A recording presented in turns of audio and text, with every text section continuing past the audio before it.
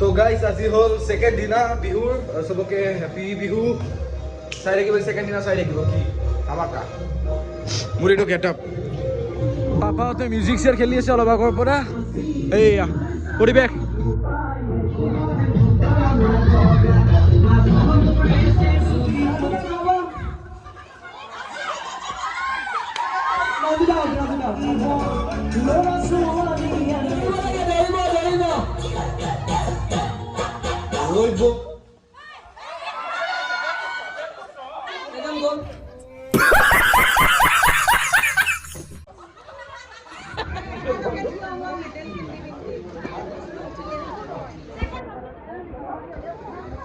আয়োজন কৰা হ'ব সেয়েহে যিসকল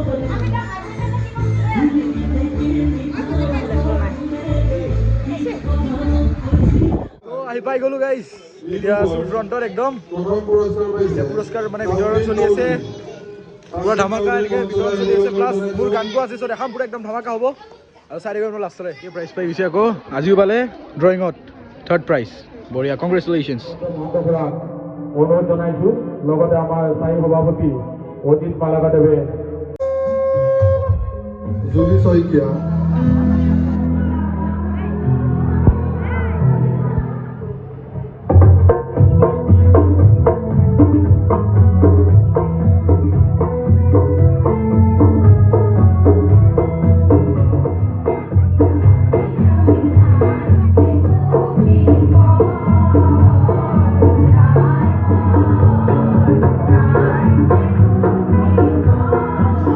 ইয়ালৈকে আহি এই সমবেত সংগীত পৰিৱেশন কৰিছে অশেষ কষ্ট কৰি সকলোৱে বহু ৰিহাৰ্চেল কৰি এই জুলি শইকীয়া তেখেতে এই মঞ্চত কাম কৰিছে তেখেতে আমাৰ বিহু সমিতিৰ ফালৰ পৰা অশেষ অশেষ ধন্যবাদ জ্ঞাপন কৰিছে এয়া তুমি কিমান বিহুৱান কাম কৰিছোঁ আমাৰ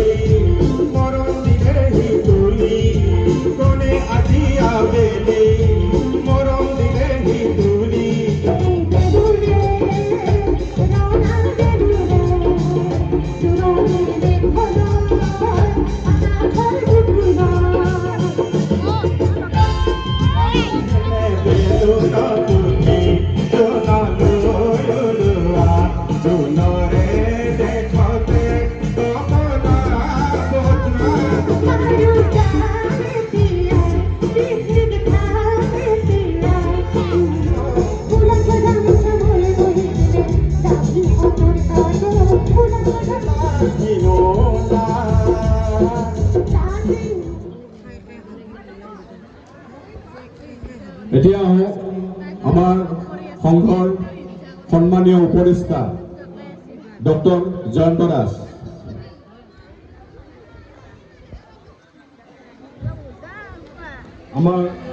এতিয়া আমাৰ সংঘৰ মুখ্য উপদেষ্টা মাননীয় ৰুবুল শইকীয়া দেৱলৈ তেখেতে সেন্ট মাদাৰ টেৰেছা বিশ্ববিদ্যালয়ে সমাজলৈ আগবঢ়োৱা অৱদানৰ বাবে ডক্টৰেট ডিগ্ৰীৰে সন্মানিত কৰে। অলপতে ডুবাইত অনুষ্ঠিত এক গাম্ভীৰ্যপূৰ্ণ অনুষ্ঠানত শইকীয়া বলিউডৰ জনপ্ৰিয় অভিনেত্ৰী ৰাখী সাৱন্তে আনুষ্ঠানিকভাৱে এই সন্মান প্ৰদান কৰে।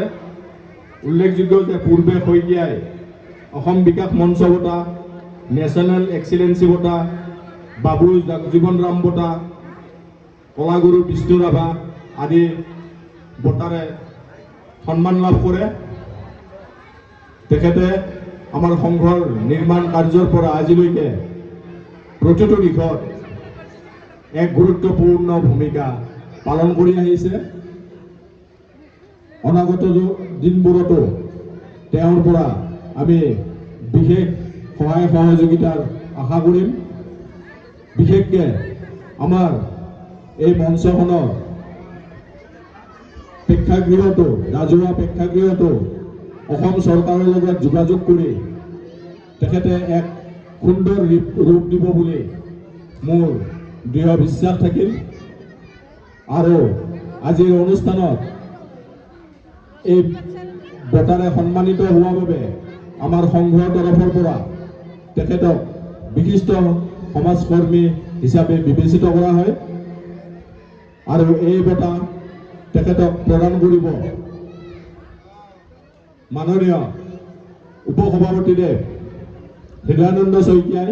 তেখেতক আমি মঞ্চত বিচাৰিছোঁ। মাননীয় হৃদয়ানন্দ শইকীয়াদেৱে এয়া বঁটা প্ৰদান কৰিছে ৰুবুল শইকীয়াক। এক হাত চাপৰে।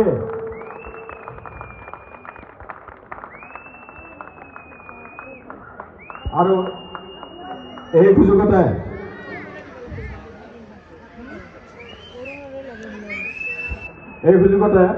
মই ৰুবুল শইকীয়াদেৱক দুআষাৰ ক'বলৈ অনুৰোধ জনালোঁ।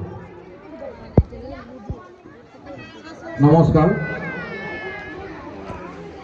আজিৰ সভাত মোক যিদৰে আমাৰ সভাৰ স্থায়ী সভাপতি অজিত মালাকাৰদেৱে এটা আটকধুনীয়া পৰিৱেশ সৃষ্টি কৰি মোৰ লগতে সমাজৰ হৈ কাম কৰা আমাৰ ইয়াত উপস্থিত থকা সকলোকে তেওঁ যিদৰে পুৰস্কৃত কৰিছে আৰু তেওঁ আগভাগ লৈ এনেকুৱা ধৰণৰ আজি কি ভাৱধাৰা মানুহৰ আগত দেখাই দিছে। পোনপ্ৰথমে মই তেখেতলৈ বহুত বহুত ধন্যবাদ জ্ঞাপন কৰিছোঁ। একচুৱেলি আমাৰ এই শাৰীত আমি যেনেকৈ থিয় হৈছোঁ ঠিক তেনেকৈ আমাৰ সংঘৰ সভাপতি মহোদয় অজিত মালাকাৰদেৱেও থিয় হ'ব লাগে। কিন্তু তেখেতে যিহেতু নিজাববীয়াকৈ সম্বৰ্ধনা অনুষ্ঠানটো তেওঁ লৈছে, মই তেখেতক বিচাৰিছিলোঁ মাজত, কিন্তু তেওঁ কৈছে যে মই নিজেই সম্বৰ্ধনা কৰিম। গতিকে তেওঁ আঁতৰত থাকিল। কিন্তু আমি আঁতৰত থাকিও তেওঁ মই এই মাজত বিচাৰিছোঁ, অজিত মালাকাৰদেৱক বিচাৰিছোঁ। এয়া আমাৰ সংঘৰ সভাপতি অজিত মালাকাৰদেৱ। আমি যিমানবোৰ কাম কৰিছোঁ, মই যদি আমাৰ কুশল নগৰত কিবা কাম কৰিছোঁ, তেওঁৰ যথেষ্ট অৰিহণা আছে। গতিকে আমি এইটো নোকোৱাকৈ থাকিব নোৱাৰোঁ। আজি আমাৰ ইয়াত কুশল নগৰবাসীৰ লগতে বহুত যিসকল ইয়াতে আছে তেখেতক তেওঁ যি আগভাগ লৈ এনেকুৱা এটা পদক্ষেপ কৰিছে, এইটো কিন্তু এটা উল্লেখনীয়। এনেকুৱা আমাৰ ইয়াত কেতিয়াও হোৱা নাই। সমাজকৰ্মী হিচাপে তেওঁ যেনেকৈ আগুৱাই লৈ গৈছে, আমাৰ মাজত তেওঁ এজন, অজিত মালাকাৰো এজন। মই আমাৰ সংঘৰ হৈ যিহেতু অজিত মালাকাৰে এই প্ৰগ্ৰেমটো আমাক নজনাকৈ কৰিছে, এইটো কনফাৰ্ম। তেওঁ না গ্ৰুপত দিছে না আমাক জনাইছে, আমাক কাকো জনোৱা নাই। কোনো ইয়াৰে কোনো গম নাপাব চাগে এনেকুৱা এটা প্ৰগ্ৰেম কৰা বুলি। কিন্তু তেওঁ জানিব লাগে, তেওঁৰ লগত মই যিহেতু থাকোঁ, তেওঁ যিমান বুদ্ধি আছে মোৰো সিমানেই বুদ্ধি আছে। মই সেইকাৰণে তেওঁৰ কাৰণে মই ৰেডি কৰি আনিছোঁ, কাৰণ তেওঁ এজন সমাজ কৰ্মী। আজি কুশল নগৰখন কেনেকুৱা কৰি দিলে আপোনালোকে নিজে জানে। কুশল নগৰত কি পৰিস্থিতিৰ পৰা কি কৰিলে আপোনালোকে নিজে জানে। অকল কুশল নগৰ বুলি নহয়, তেওঁ প্ৰতিটো অনুষ্ঠানতে লাগে। আপুনি বেলকুচি কওক, নুনমাটি কওক, চানমাৰি কওক, গীতানগৰ কওক আৰু তেওঁ আমাৰ ছাৰ্ভেত আছে মই নামটো একজন পাহৰিছোঁ ভৱেন্দ্ৰনাথ শইকীয়া ভৱনত তেওঁকো সমাজ সেৱক হিচাপে পুৰস্কৃত কৰিছে গতিকে আমি তাত গৈছিলোঁ আমি জানো গতিকে আমাৰ মাজৰ পৰা তেওঁ কেনেকৈ নাইকিয়া হৈ যাব গতিকে আমাৰ সাংস্কৃতিক সম্পাদিকা অনু বৰগোহাঁই তেওঁ যেনেকৈ বনাই আনিছে আমিও তেনেকৈয়ে বনাই আনিছোঁ কাৰণ তেওঁ জানে কোনে কৰে কোনে নকৰে আৰু আমিও জানো কোনে কৰে কোনে নকৰে কাৰণ আমি সেইটো স্বচক্ষুৰে দেখিছোঁ আমাৰ কুশল নগৰৰ ক্লাবটো কেনেকুৱা আছিল কুশল নগৰখন কেনেকুৱা আছিল পৰিৱেশ কেনেকুৱা আছিল তেওঁ এজন সমাজকৰ্মী আৰু সমাজৰ লগত লাগি থাকে তেওঁ মই জানাত তেওঁ চবতে জড়িত হৈ থাকে গতিকে আমি তেখেতসকলকো আজি আমাৰ তেওঁ বনাগুৰি কৃষ্টি বিকাশ যুৱ সংঘৰ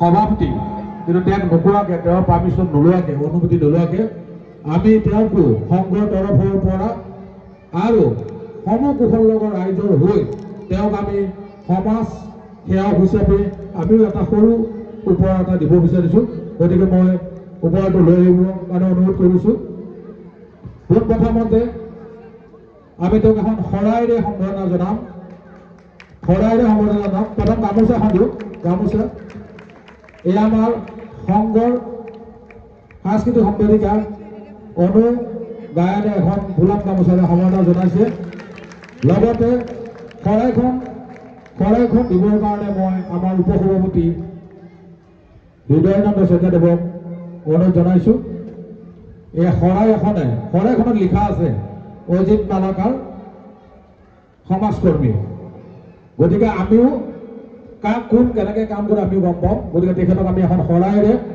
সম্বৰ্ধনা জনাইছোঁ লগতে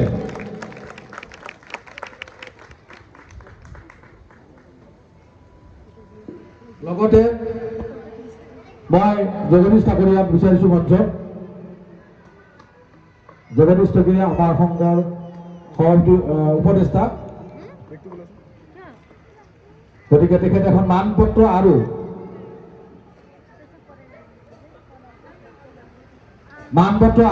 আমাৰ ইয়াত ক্লাবৰ আমাৰ সংঘৰ চিম্বল আছে গতিকে সৰুকৈ ট্ৰফি টাইপত আমি অজিত মালাকাৰ দেৱক তেওঁ আমালৈ আগবঢ়োৱা যথেষ্ট বৰঙণি আৰু তেওঁ যি কাম কৰি গৈছে আমি তেওঁ নেতা হিচাপে লৈ আমি আগবাঢ়ি গৈ আছোঁ গতিকে এনেকুৱা আৰু তেখেতৰ পৰা আমি আশা কৰোঁ যে তেখেতে যাতে কেতিয়াও নিজকে অকলশৰীয়া বুলি নাভাবি আমাক সকলোকে আগবঢ়াই লৈ যাব লাগে আমি সকলো তেওঁৰ লগত আছোনে গতিকে মই তেখেতক দুআষাৰ ক'বলৈ অনুৰোধ জনাইছোঁ এই মানপত্ৰ আমাৰ জগদীশ ঠাকুৰে অৰ্পণ কৰিছে তেখেতক দুআষাৰ ক'বলৈ অনুৰোধ জনাইছোঁ অলৰেডি অজয় ফুকন আহি পাইছেই চাগে ফোন আহি আছে আমাৰ এই অনুষ্ঠানটো মই দেৰিকৈ কৰিব কৈছিলোঁ কিন্তু অজিত মালাকাৰে অকণমান নিজাকৈ ইনিচিয়েটিভ লৈ তেওঁ কৰিলে ঠিক আছে কোনো কথা নাই মই তেখেতকো দুআষাৰ ক'বলৈ অনুৰোধ জনাইছোঁ ধন্যবাদ যদি ভিডিঅ' ভাল লাগিল লাইক কৰিব শ্বেয়াৰ কৰিব কমেণ্ট কৰিব ছাবস্ক্ৰাইব কৰিব নাপাহৰিব জয় হিন্দ জয় ভাৰত জয় অসম আৰু নেক্সট আহি আছে এইটোৰে এপিছ'ড চাই থাকিব